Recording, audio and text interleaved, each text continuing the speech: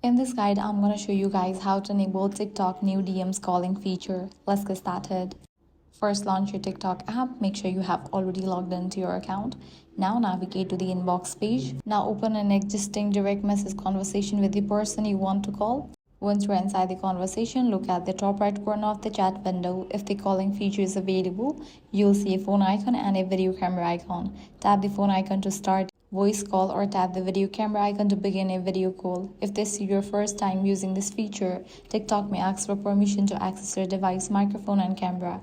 Simply tap allow to grant the required permissions. Keep in mind that TikTok voice and video calls are only available if both you and the other person follow each other, your accounts meets TikTok's eligibility requirements, and both users have their call privacy settings enabled. If you don't see the phone or video call icons, make sure you are using the latest version of TikTok.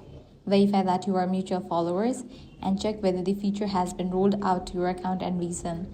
That's it. This way you can easily call someone on TikTok. If this guide helped you out, do not forget to like, share and subscribe.